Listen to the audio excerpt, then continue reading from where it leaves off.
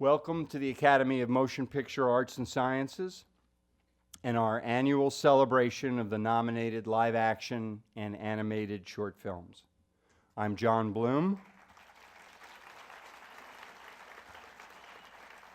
chair of the Short Films and Feature Animation branch and one of its three governors with Bill Croyer and Bob Rogers. This, the kickoff event of Oscar Week, is always sold out and filled up. For 12 years now, it's been my honor to welcome you to this event.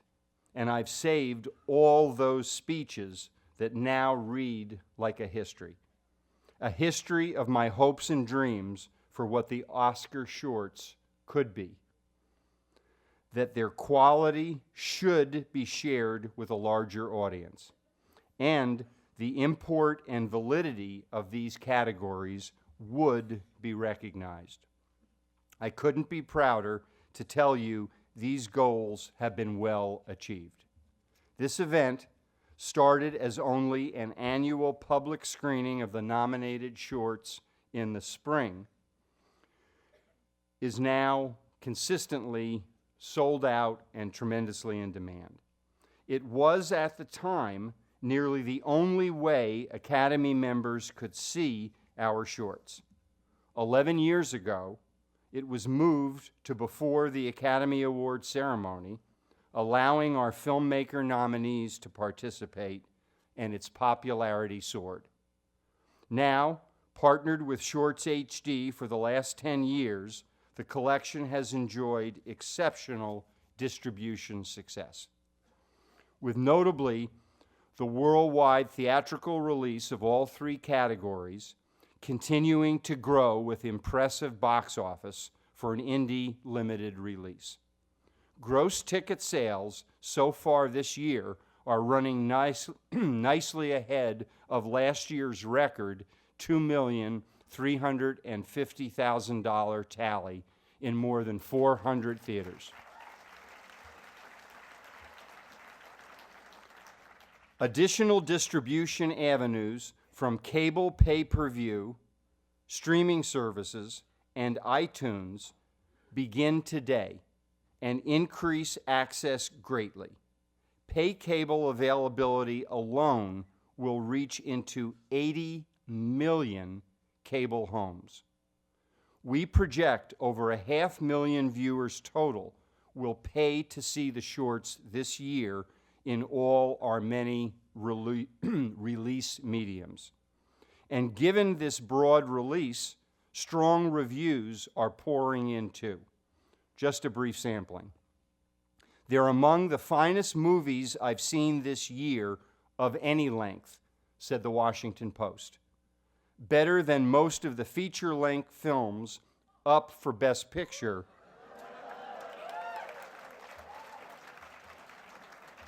That one is from Awards Daily. I could have written it myself. And the New York Times, these shorts offer a vision of what the Academy Awards could and should be, but rarely are.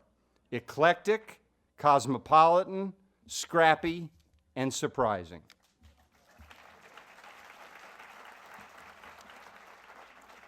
Now that Academy members are provided DVDs of all the shorts, in addition to the nominee screenings, voter participation has skyrocketed, as has member appreciation of these shorts. And so my hope has directed. Son of Patty Duke, but best known for his starring film roles in the Lord of the Rings trilogy, in Rudy, and his debut as a child actor in Goonies, to name but a few. We are very honored to have as our host, and I'm very excited to introduce the man who will take it from here, the super accomplished Sean Astin. Thank you so much for that. Thank you. You're welcome. Go get him. All right. All right. All right. Thank you. Thank you for that.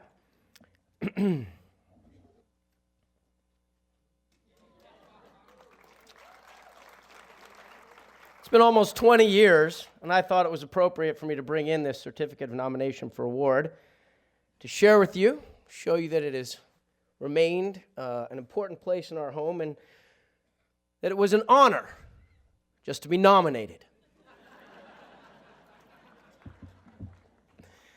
I remember with my first short film, it was called On My Honor, and it was made on 35 millimeter film, and you can explain to your grandkids later what that means. We had gone through the Academy Award nomination process, and it was getting down to the wire, and we knew the next morning was the announcements were coming. And so my friend Moulton, Justice, and I, my producer, we drove up, I don't know if it's Beechwood or whatever, Franklin, whatever it is where you can get up real close to the Hollywood sign. And we had, it wasn't a seance, but I distinctly recall looking at the sign and then looking out over the sweep of Los Angeles and promising to use an Academy Award nomination for good. It was not to be that year. Then we did, my wife Kristina and I, Christine's not here, but she stands here with me because she's with two of our kids. But we were nominated together. She produced, we produced Kangaroo Court.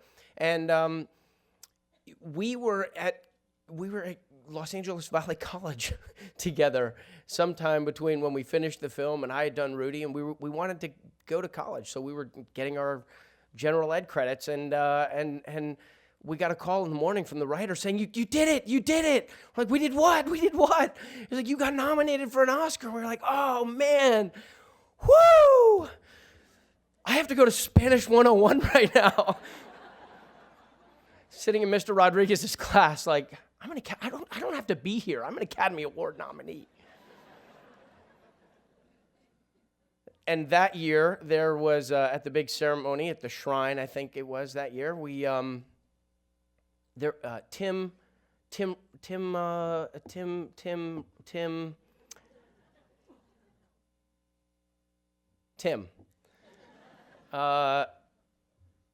help me with Tim. Close. To the moon. No, to infinity. Right. Okay. Tim Allen. I'm just kidding. Tim Allen. There's some animators here. It's an animation joke. Okay, so Tim Allen announced our category, and he opened up the envelope, and he went, oh, it's a tie. Listen to the pin drop there, people. That's how we felt. And I remember when we went to the Academy screening and we watched it, and our movie, it might have been first or second, and very proud watching our film in this room on this extraordinary screen with this quality production. It's just projections. You're about to see it if you haven't before. It's incredible. And then a movie called Trevor came on, and Trevor just. I voted for Trevor. I mean, it was about this young boy and his coming of age and his identity and his sexuality, and it was just a really, really beautiful thing. But anyhow, they said it's a tie, and I looked at my wife as if to say, like, we got it, because Trevor's was the best, and then maybe we were the second best, you know. And then It's a Wonderful Life. Franz Kafka's It's a Wonderful Life won. A brilliant movie, short film, and so I leaned forward to Jo Beth Williams, who is an actress and had her short film nominated that year, and I said, I bet we were third. Anyhow, it's all fun and games when it comes to the Oscar award race thing, but I have the heart of a short filmmaker. I think in short films. Everything that happens in the day, if I'm in my car, no matter what I'm doing, feature films are amazing. But man, it takes a lot. A short film, you can just wrap it up in your heart and your soul, and you can just feel it and love it and live it. And you know, the fact that it takes some people 3 or 5 years to get their 2-minute short film made is a spectacular thing of human expression. So anyhow, I will just say it's my job to be brief. So let me just skip through all that. We have an exciting program. It's a very simple format for the evening. For those of you who don't know, we're going to screen the animated short films. And was that a surprise? Yeah, so we have, I think, 5 animated films. I've seen them. They're beautiful. We're then going to invite the filmmakers onto the stage and have a quick discussion because there's not a lot of time, but we'll have a little chance to pick the brains of the filmmakers, and then we'll have a break. And when we come back from the break, there will be we'll screen the live action films. There are 5, and I've seen them as well. They're emotionally run the gamut. So prepare yourselves for that. And then afterwards, we will have a conversation with the short filmmakers of the live action short subjects. So without further ado, thank you very much, Academy, for letting me come and be here. I feel as though I'm among my people.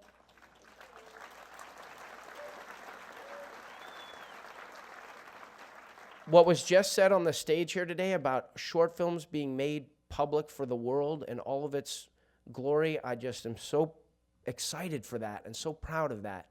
And now you get something really special. Enjoy this beautiful screening of these animated short films nominated this year. Tell her now. All right. It's so bloody dramatic. It'll all get done.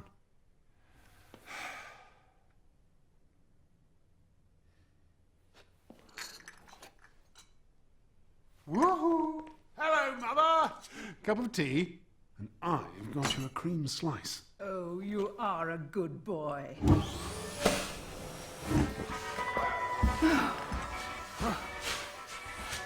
I want you two to get on. It's not coming from me.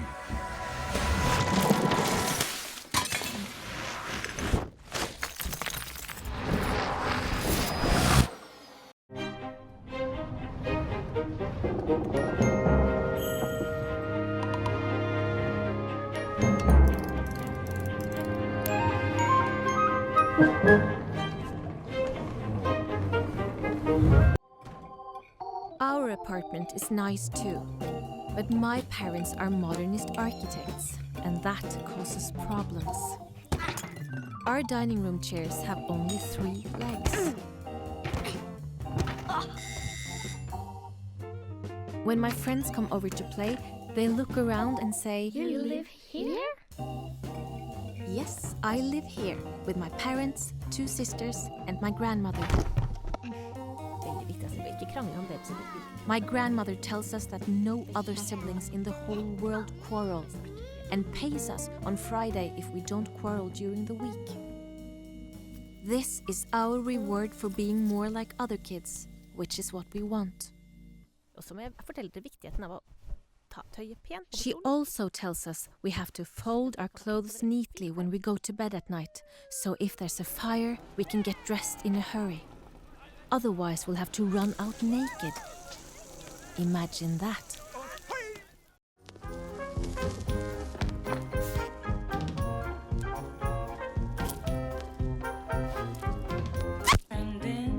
But a single life is what you're getting, and you should get it right. That's what I'm saying. Go ahead and try. Hello, everyone. Would love to invite the animated filmmakers onto the stage, please. Daisy Jacobs, Christopher Hees, Robert Kondo, Dice Tsutsumi, Patrick Osborne. You all coming? Did they leave? They watched a feast and went out to get food. That's what happened. Hello.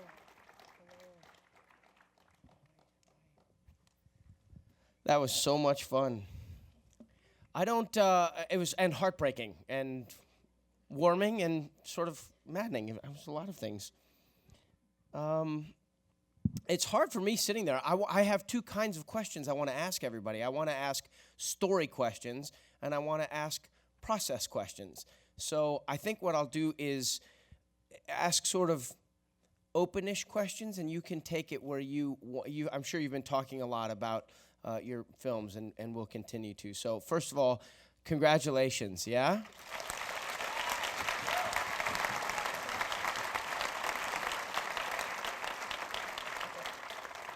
All right, so first we have the bigger picture, Daisy, and is Christopher here too? Yeah, Daisy and Christopher, okay. So for me, vacuuming up that room laughed out loud and felt kind of uneasy and terrified at the same time, not being sure whether I'd be a vacuumer or a vacuumee in my life. But between that moment, the whimsy of that moment and the look of it, and then being in a room alone with his mother after she's died, a heartbreaking moment. To me, though, it's a pretty powerful short film that can accomplish both of those moods. What can you say? What can you say to help us with understanding why you did that? Well, I actually animated both those scenes very differently. So the hoovering up scene, the characters are life-size, so they're a little bit bigger than I am, painted onto the wall with extendable arms. And so we had lots of people sort of helping on that one, and I was jumping around, getting everything into the hoover. But for the where he cleans up his mother, I did that on my own, and I shut all the doors, and I did it in the corner of the set very quietly. And so I did them in different ways, different aspects. In the beginning, in the kitchen, when they close the cupboard, what? It doesn't repeat, really, does it? That particular kind of thing where he becomes sort of part of the cupboard. What was the impulse there? I think that's very interesting that you've mentioned that, because it doesn't repeat. I think I just wanted to do that. It's your movie. You get to do it. That's awesome. And Christopher, how did you help with this? So I produced the film, so I guess like Daisy, this is a very personal story to Daisy, and then she'd kind of come up with this incredibly innovative technique, and I think what I loved about it is the fact that the emotions of the characters really come through the animation, and I think that's kind of incredible for audiences to kind of enjoy that. And I mean, it was just about being able to get, because it's life size, we had to have a huge studio for about 6 months to be able to make this film. And then it was just about bringing the creatives in to kind of really give the story the power it deserved. It's intimate. To me, it could be either. It could be a massive studio, or you could be doing it all in your. I have no way of knowing how you did it, but it's what a beautiful collaboration. All right, let me go to the Dam Keeper, and I want to know: can I have a fox? I think Fox is arguably the greatest protagonist of any movie in the history of film. I mean, Fox is just flawless, really. That moment when the bathroom door opens, and Fox has that horrified look on her face. Tell me about that moment. Tell me about achieving that moment, just that look. Well, that's he. Right? Your dice, yeah? Yes. Okay, dice Tsutsumi, go. Well, we really wanted to make sure that the moment is something anyone can relate to, whether you're a fox or the pig or someone looking at the site of bullying, from outside, and fox's facial expression as well as pig's embarrassment. Like, he didn't want Fox to see him in that condition. So that was something we really focused on, trying to achieve that sort of authenticity as much as we could. Tell me about the moral, you're with Pig. If you've got a heart or a soul, you're with Pig through this whole story, and so happy when the laughter comes and all of that. And then he's wronged, he's hurt, at least he thinks he's been hurt.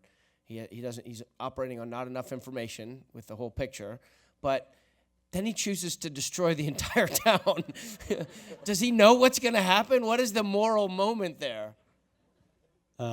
Yeah, actually, we really thought of it as not so much a conscious choice to destroy everything as it was a choice to neglect his responsibility. And I think the consequences, I think at that point he's numb to the consequences, and I think caught in his own world, I think seeing the world just from his point of view. And really this film was about a character like him. It wasn't about changing the world. It was really about him changing the way he saw the world. And so that was something that we always had as part of our film, that we just wanted our character, despite all the hardships, to be able to have the strength to just change the way he sees things, because the town is not going to change for him.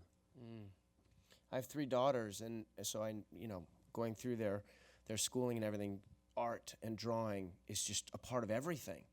But a lot of times, it's the kids are left to fend for themselves. And this story with Fox is about saying, well, no, drawing isn't just a wonderful way to reflect what you see, but there can be real social commentary. Can you say anything about that? I mean, meaning that Fox, the boy is upset, or the pig is upset, and Fox sort of goes like, hey, you could look at the world a little differently. Let's flip this on its head. And drawing is the medium, is the absolute, is Thor's hammer. I mean, obviously, we're both artists, and we always talked about like Fox is who we want to be. So using art to sort of free ourselves. But really, we are pig. We are sort of introvert if we can't quite express ourselves, as freely as we want to. And we learn, as we grew up, we learn how to become like Fox. But truly, we are pig. And in a way, the drawing was a part of, what we learned to sort of free ourselves to express ourselves. If that makes sense. Well, it's beautiful. All right, I have 3 dogs. Good. Mostly, I was really hungry watching this short film. I'm Gained really 20 pounds making it. Well, did you? Tell me about. Okay, so everybody's got pets. I'm sure anybody who's a filmmaker, anybody who's got the stop motion thing on their iPhone now, we all have a story about our pet, our animal, and I just want to hear for a minute, like, how do you get this story told? Like, when you see it, I mean, the lusciousness of all the food and the sweetness of the what is it, basil? It's so alive. But at the moment that you're starting to make it, because it's operating in a bigger studio environment, how do you set yourself apart? How do you set this idea apart from others? It actually started with the idea of maybe being able to tell the story of a relationship through dinners. Dinner's like a ritual that everyone understands and that we all take part in. And I thought, well, when you're single and alone, you eat by yourself on the couch and it looks a certain way. And if you cut straight to a first date, maybe where you're trying a little hard and it looks very particular and put together, and then in a relationship that's comfortable, of eating looks a certain way, and on into having a family and what that looks like, and the kind of sort of explosion of fun that can be. And so I had recorded all my dinners in 2012, like 1 second of every dinner for every day. And at the beginning of each meal, or like halfway through? It's in different parts. Sometimes it's not. Sometimes we didn't eat and we just had drinks and it's just cheers. But and there was something kind of magical about putting all that together. And I thought, after a while, the idea of maybe having a puppy underneath the table in the negative space growing up would kind of connect it all and be something we could follow. So the obvious thing about this tapestry of food and kind of culinary carnage that's happening. There's a moment on the couch with the owner, with that little twig, that little the garnish, that's really, it's sort of earned all of a sudden. It's really earned. You're having fun, and the puppy's so cute, and you love puppies, and the expressions are exactly like they are, or the way you'd want them to be with the puppy, and it's growing, and all the foods and everything. But then all of a sudden, you sort of like, oh, there's a connection here. I think it grounds it. I'm happy it works. It's the kind of thing where you feel like you're making it happen, and then it's not until you really get to see it with an audience and sit in the back and kind of observe the audience that it actually kind of connected. I think it works. Just that moment, the way it's lit, you really believe it. But Kristina, so this is a big operation, yeah? Tell me about that. Keeping the sweet, beautiful little moments over time with a lot of people. Well, you're basically running around trying to get people to help you with your film in between the big features that Disney is doing. And ideally doing it in a way that Patrick can just keep focusing on the story, and I'm delivering the resources to him at the exact moment he needs, and he never realizes that there's any challenge in it. It was really easy, wasn't it? I mean, we start with, you know, the main core team is about 6 people that spend 9 months on it, and then whenever we can get an animator to help, we ask them to help in between the other big stuff. So it's a little crew that kind of has to beg and steal a little bit from the feature. Do me a favor and just do 1 second of that each day on the next one, so we can see what it's like to make the movie in after over a year. Well, congratulations with it. The feast is it's incredible. My daughter, my middle daughter, was pleased with the output. All of us were. Everyone was. So okay, me and my Moulton. I'm scared. If I'm the pig over here, I'm the mustache dad over there. Is this what it's like in Scandinavia? There's no mustaches? Well, not in the 60s there were no mustaches. I clearly remember there was some kind of event at school, some kind of event where parents had to show up and watch, play or something like that. And the parents were arriving, and these 2 guys stood at the corner of the school, and they pointed at my dad, and he said, "Come over. Come here, there he is, he's coming, the guy with the mustache."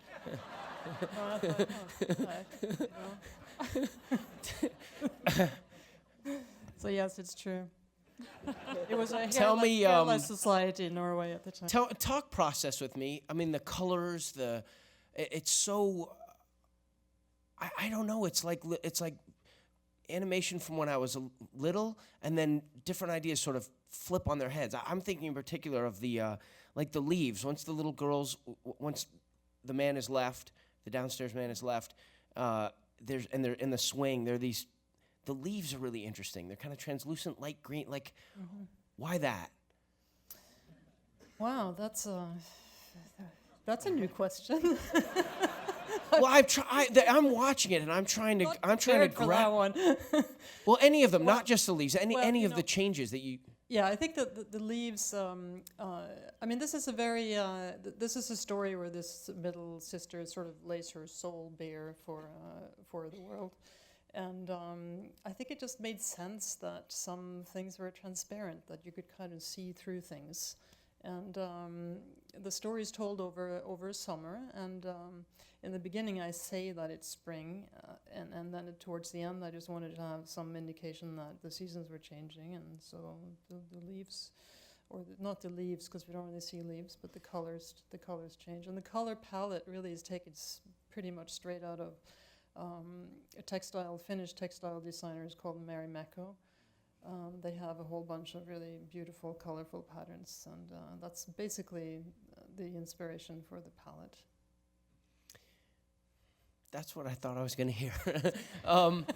Okay, so I have 3 daughters, by the way, yeah. and I'm starting to feel, I don't know whether to feel badly about, in America, I sort of feel like the middle child is the one who's always seen to be the disadvantaged in some way. It's hardest to be the middle child for some, I never understood why, but I guess I wasn't a middle child. But in this one, the middle child seems to have it. It's 1, 2, 3. Not the oldest, not the youngest, always in the middle. But it doesn't seem. It's kind of a neutral, emotional load on the idea of the middle child. Tell me. Yeah, but she's totally cool with it. I mean, she's a really smart kid. This one. I noticed the middle childness in my family. I mean, I remember reading something out of Psychology Today a long time ago that said, "Stop blaming your parents, your siblings. Your siblings made you who you are," and that's why I have that 1, 2, 3. Yeah. Not because I really believe that the order really makes a difference, but I think there is a certain kind of competition for your parents' attention, and hence the numbers that you would usually have, in some kind of track and field race or something like that. Okay, and before you go, you just have to explain the Moulton. I mean, this it looked cool to me. I don't know if it's just a boy's eye looking at it. It certainly wasn't a traditional bike, but tell me. Cool now. It wasn't then. It was like totally, totally uncool then.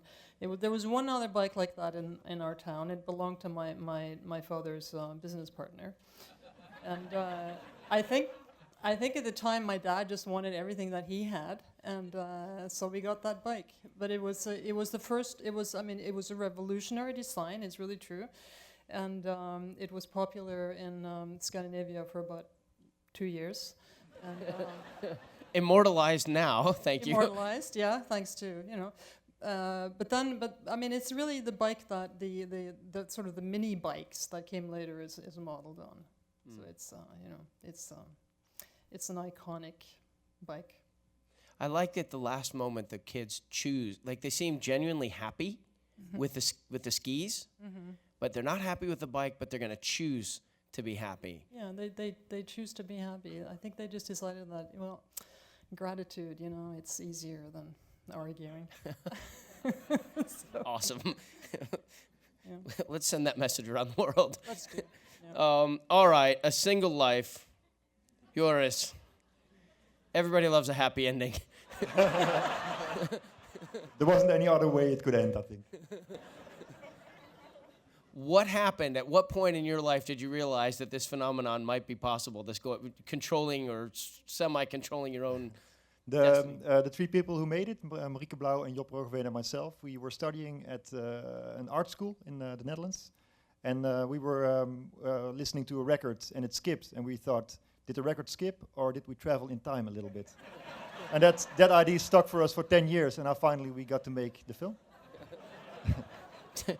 And what's the character's name? Pia. Pia. But Talk to me about Pia's breasts. Yeah, everyone's thinking it. I gotta ask. It became a bit of a speciality of me to do the breast on our characters. And with this one, it was like when it was finished, I had a day of doing breasts, which is really a nice day. Yeah. Looks good on a CV, man. It's all right. Yeah. Wow. Well. How about one more hand for our animated short filmmakers? Thank you so much.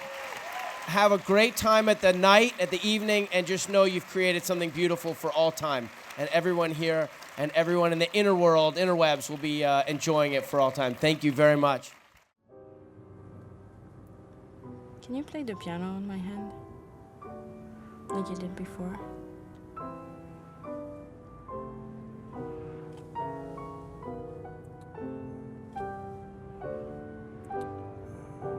What do you mean, just tap your fingers or play something?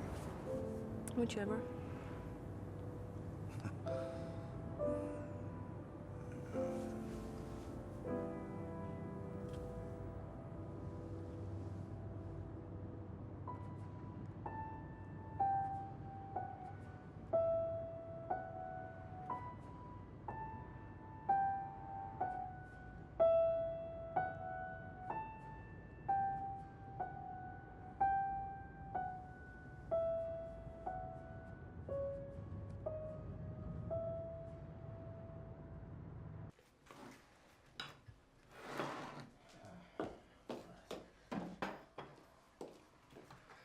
Boys, you two dinner.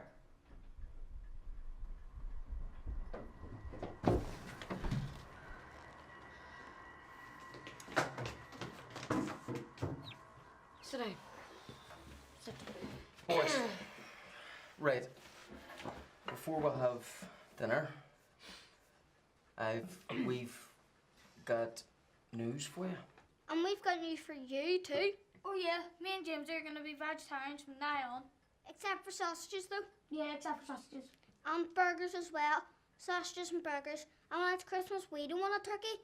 We want a, what is it, Malky? A nut roast. Aye, we want a nut roast. You want a nut roast for Christmas? Is that all right with you, love? I don't like turkeys anyway. And we're going to be chicken farmers when we grow up.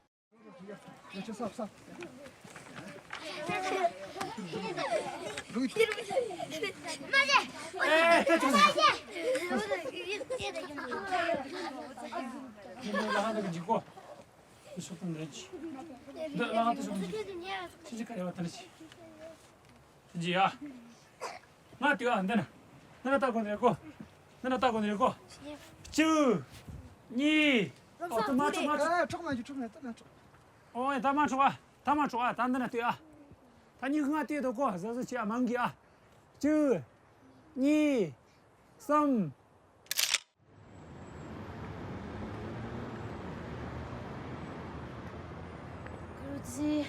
ich bin Parvaneh. Und? Los zu, ich kann dir im Fall nicht helfen. Ich brauche eine Person mit gültigem Ausweis. Mein Vater krank. Er lebt in Afghanistan und ich ihnen Geld schicken für Arztsachen. Okay, ich helfe dir für 50% vom Geld. Was, 50? 50%. Nein, das geht nicht. Geld ist Familie, geht nicht. Okay, dann 20. Nein. 10. Du bist 18 Jahre? Ja, klar. Okay. You say you felt desperate, Stan? Yeah, I did. I felt so, but I'm much calmer now. What's made you feel calmer, Stan? Stan? I can't say. You know, sometimes when life gets bad, we feel really desperate, and sometimes we do stupid things we wouldn't normally do. I know, but I can't go on. I couldn't go on, not without Joe. Have you taken some pills, Stan?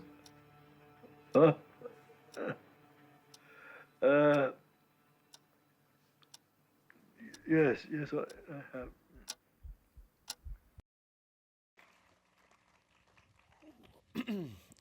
Let's welcome up the filmmakers. Freya, we've got Oded Binnun, the writer, director, and cinematographer, and Mihal Brezis, the writer, director. For Boogaloo and Graham, we have Michael Lennox, the directors here. For Butter Lampe, or La Lampe au bout du Yak, Hu Wei, the writer, director, and editor, and Julien Féret, the producer. And Parvaneh, Sharon Hamzavi, the writer, director, and Stefan Eichenberger, the producer. And for the phone call, Matt Kirby, writer, director, and James Lucas, the writer. Is everybody still here? Hey, everybody.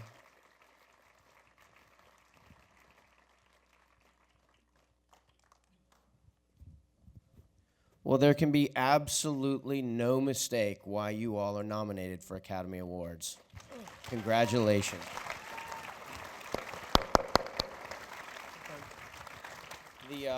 The time goes quickly, so I'll try and jump in. Bit of a ride, isn't it?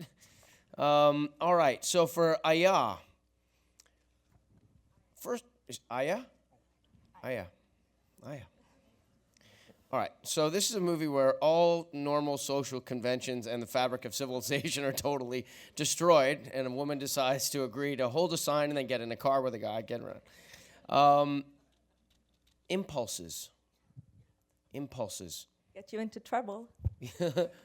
Just don't live with your heart. You're fine. Just don't lead with your heart. You should be good. There's a real life experience that inspired this story? There's a fantasy. Go on.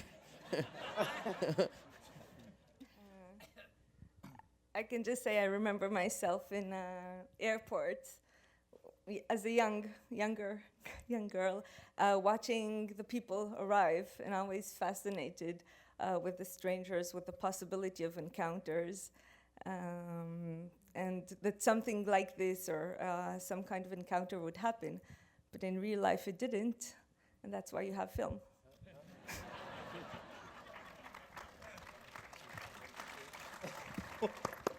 I want to pull on that thread, but in the interest of time, I want to say the moment where he's playing piano on her hand and then on her leg, and he's so lost.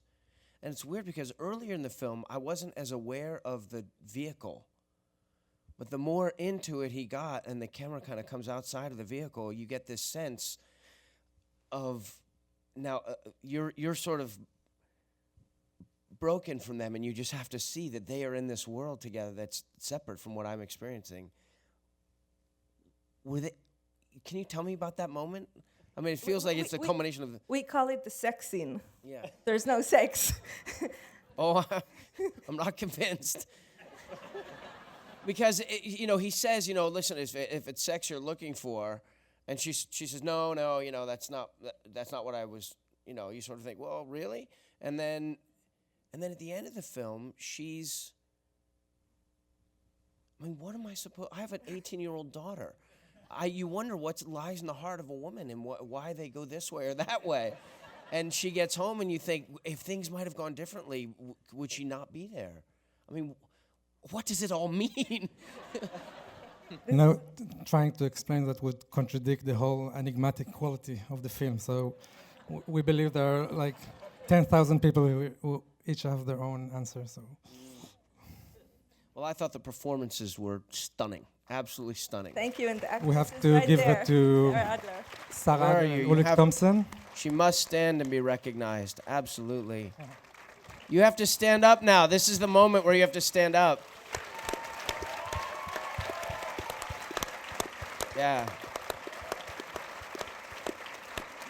I must say that it was really exciting watching it tonight with Sarah in the audience and in this big screen and this phenomenal quality of it was like seeing a restored version of the film. We've never seen it like this, so. It'll stay like this always when you go. All right, Boogaloo and Graham, Michael, Lennox. Where's Michael? How you doing? So we didn't even talk about the regional. There's an international flair here. There's not. Usually there's an American film. I don't think there's an American film represented in the live-action short subject category this year. Wow, that must say something about the nature of, I don't know, something. It's pretty cool. So are you a vegetarian? No. You're not. These boys are so good. Where did you find these boys? I found him in the younger one, Riley. He's actually here. Riley. If Riley could stand up. Stand up. Where is he? There he is, there. Yeah. He's already like 10 years older. Yeah, he flew in specially today. From Welcome, Belfast. Congratulations. You were absolutely perfect. We found Riley in a kickboxing club. Not joking. In Belfast, I walked in and I saw this kid arguing with his mum. In the corner, telling her exactly what he wanted to do, and I just thought, that's the kid. So And you approached a strange little boy. Well, no, I sometimes go to the kickboxing club. And that's where I met him, and he said to me, I said, do you want to be in a movie? And he said, how many days do I get off school? That's what I said when I was your age, and they told me I could be in a movie. Go ahead. Yeah, no, and that's the story, and he agreed to do it, and he was fantastic. Well, I thought he was fantastic. No, he was fantastic, absolutely. So natural and honest, and it's a performance. It's a great performance that he gets. I mean, they both, and some of the things they say to their parents, shocking. We all talk like that. Yeah. So the military is sort of absolutely a character and present. The political dynamics are there, and yet somehow they're not there. It's happening kind of inclusive of that, except that there is the moment where the soldier passes and he's smiling and being sort of affectionate as the vehicle passes by to the kids. So you're almost disarming any political antagonism, but you're letting the weight of what that was like for them. Talk about what that moment in. I mean, just the bell at the beginning, bong, Belfast, 19. You're like, yeah. Tell me what your feelings about how you worked this, how that operated for you in this short film. Well, the story's a true story about the writer's, childhood, where his father worked in a chicken factory and did bring back, 2 chickens, and they reared them like their own, over the summer.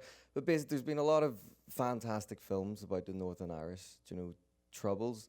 But sometimes, for me, they can be a bit, solemn. And I think like which is universal in any conflict, that family life went on and we wanted to concentrate on the madness. Like Ronan, the writer, who couldn't be here tonight, he grew up and it was normal to have military. They played around that, and we wanted to concentrate on sort of them moments behind, closed doors.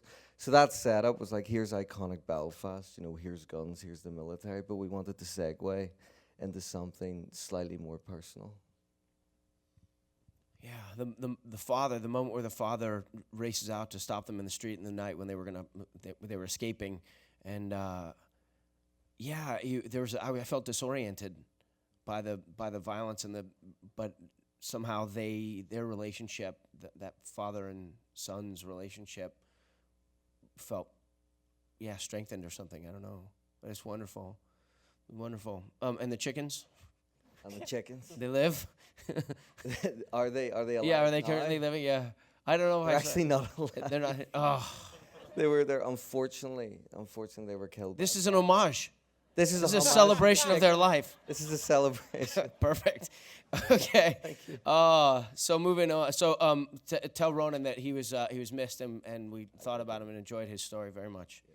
Okay, butter lamp, pronounced properly. How do I pronounce it? The French title? Yeah. Yeah, it was pretty well said. You did it right? Oh, he did it. Yeah. Yeah. La lampe au beurre de yak. Sounds pretty good. So many things to think and feel through this one. First of all, clearly iPhones were not prevalent at that moment, or else people who would need this wonderful American Gothic setup for to preserve their life. But identity, and I had all these words that could come up, but it seems like a weird juxtaposition of preserving a history that's being lost with this kind of absurdist fantasy. I don't know. Tell me you're doing good. How shall I feel? How shall I feel about this? Because I felt it was so funny, and those faces are so incredible just to look at, the history and the lives of just right on their faces, and it's fun and it's funny, and the grandmother who's not being respected but who's sort of teaching, and then it lifts, and you sort of think, I feel guilty for everything I just felt. Like I'm missing, I didn't. Like, is history just a whisper or something? I don't know. No, don't feel guilty. No. It's going to be okay. No, she wouldn't tell me stuff. He wouldn't tell me stuff. You tell me, what am I supposed to feel? No, I don't know what to say. It's the feeling you've got by seeing the film. Yes, there's people in the frame that we're not used to see, and they're very authentic. And there's some kind of a game with this setup, with the backgrounds, with not seeing where we are, choosing backgrounds of things that they might like that they don't have, and not seeing what they have near them. Was it hard to get to the place where you had the perfect frame that you can't see what's going on below? It seemed like maybe it took a lot to get the backdrop framing perfect. The background was pretty big to fit in the frame. That was not the hardest, actually. What was the hardest? Well, the hardest was to go out there. I talk a lot because Julien speaks French very well, Chinese also, but not really good English. So I'm kind of. Let him jump in. Tell what was the hardest. What was the biggest challenge making this incredible film? No, the biggest challenge was to put all of us together, a French team, a Chinese crew, a Tibetan nomads, and obviously to go out there and work with them and shoot them, because the major goal to get that movie work is to get the real people on the frame, and they were over there. They were nowhere else. So in the story, are they tourists? In the story, they're supposed to be living out there. So this is just and the photographer, he's the kind of tourist. He comes back from the city, and he proposed to take picture of them. So where did the original idea come from? From him. Why? Where did it come from? Well, I think he went there a few times ago before, and he was impressed. He met those people. He was impressed of their way of living, and I think it questioned himself about identity. And when he came and studying filmmaking in Paris, he went again on that idea, on that question, and he wanted to make a movie talking about tradition and globalization and how do people manage that. Well, it came across beautifully cinematically, wonderful, and performances without words. And the boy, they keep calling him the kid, but the man who doesn't want to take off his mother's jacket, and then he comes back because he wants to be remembered. Yeah. He wants to have that. Yeah, incredible. Okay, so thank you for coming so far. Thank you. Yeah.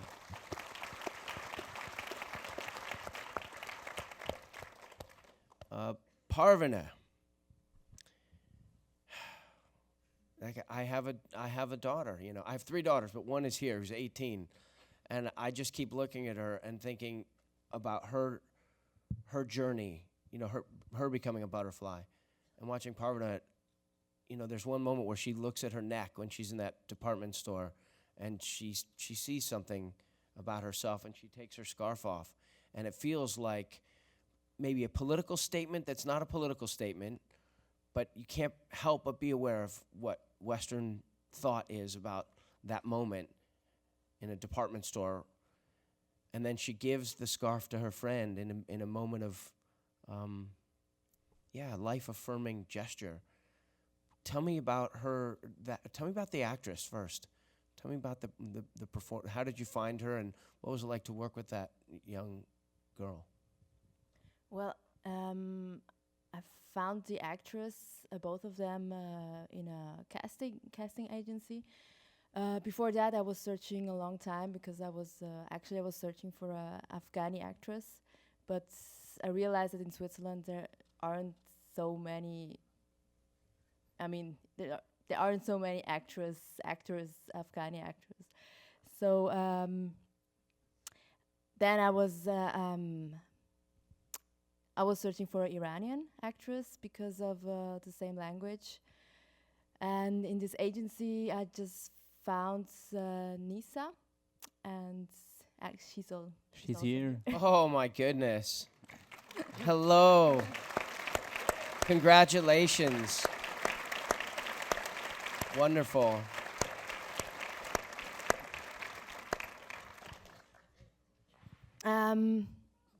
She was one of some of the actors that I have seen only in the picture, and I invited her just to see her because I thought she was I liked her face and this naturality in her face.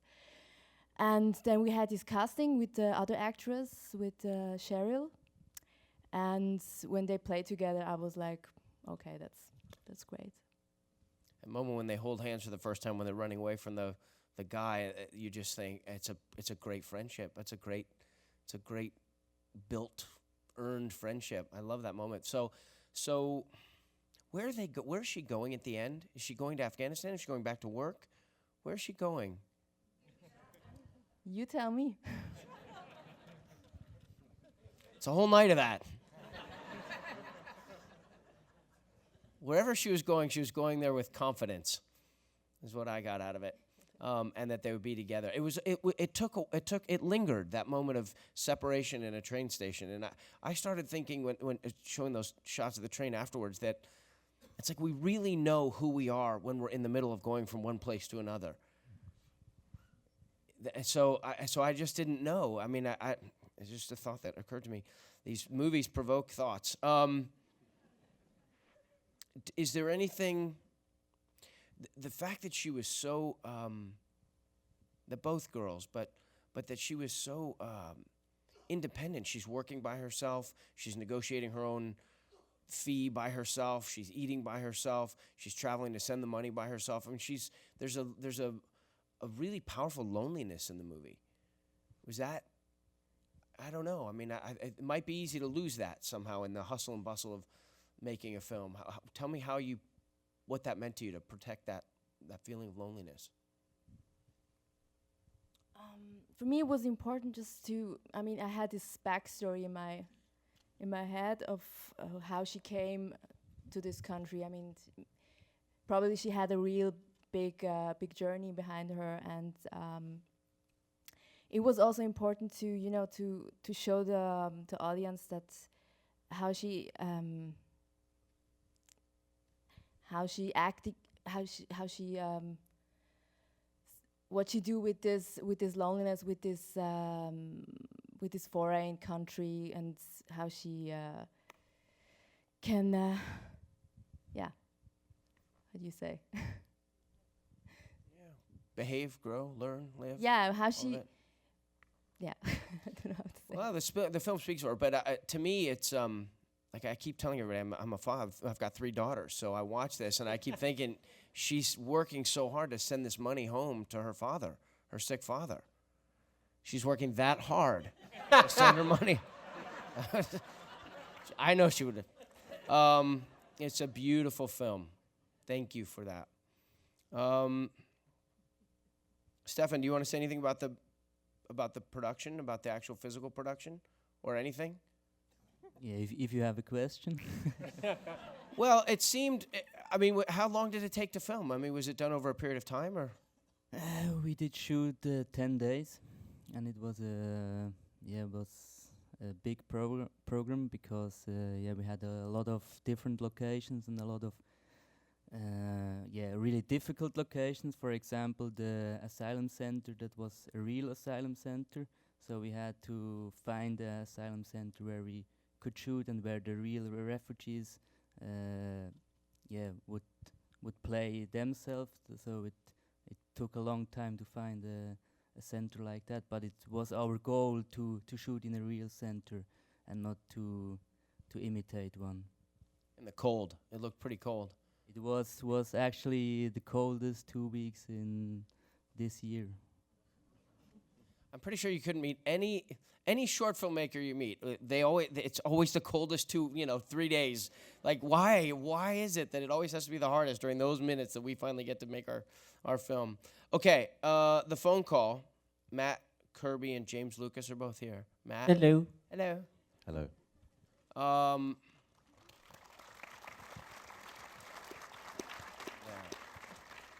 Just a heartbreakingly beautiful love story. Us too.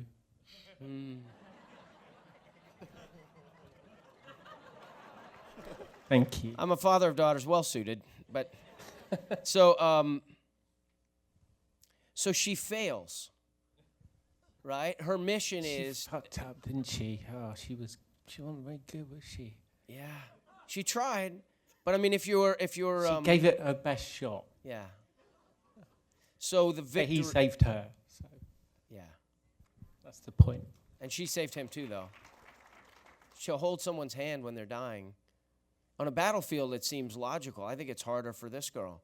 Well, it's a bigger distance to reach out, so physically tricky. That's why you never get to see the guy, because this is who's making it.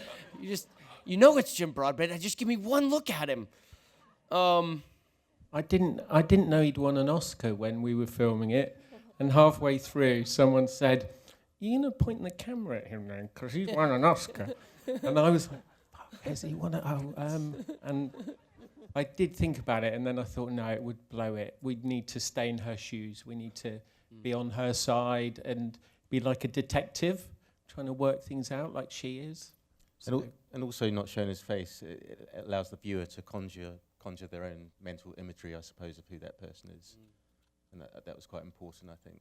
You put your own granddad in there then, don't you? You kind of To me, I kept thinking about my wife. My wife and I have been together 24 years, and I kept, it's a beautiful love story. I'd like to think that at the end of our lives, we feel that way for each other. And if it had been 2 years apart, I don't know, it's a beautiful love story. Tell me, I can't imagine that anyone who sees this wouldn't want to ask you how you did it. Was he on the phone? Did you record it? Was it someone? How did you actually get those performances? They're both on the phone together all the time. We shot for 2 days.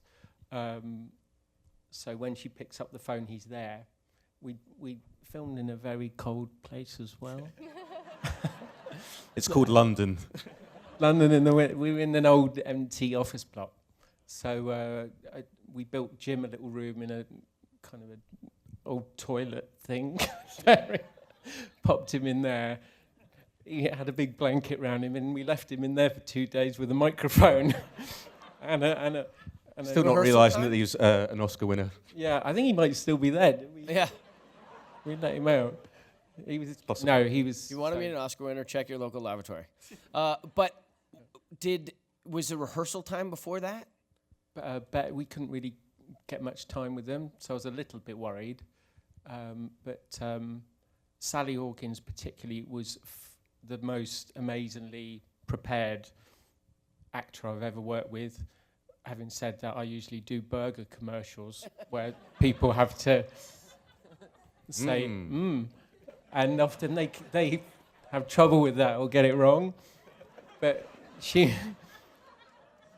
was better prepared than them. She could walk on set and do it's 20 pages of dialogue. She could do the whole thing in one hit. So we were doing long takes.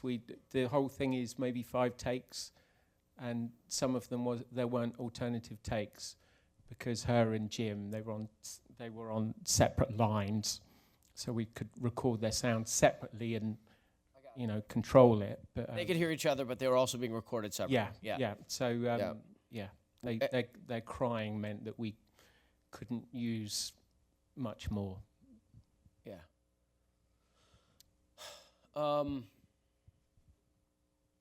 So where did the story come from? It came from Matt and I sitting down and sort of discussing.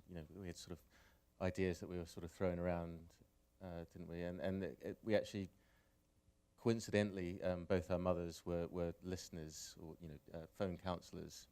So that was the impetus, I think. It was for them, really. We made it for them. Yeah. It's for our mothers. It's pretty great. Pretty great. All right, well, my wonderful red light is on in the back of it. I wish you all a most fun evening on the night of the Oscars, and just thank you on behalf of everyone else here for creating such beautiful, beautiful moments for us and telling wonderful stories in such a beautiful way. And how about a round of applause for our live-action short subject nominees for 2014. Thanks very much.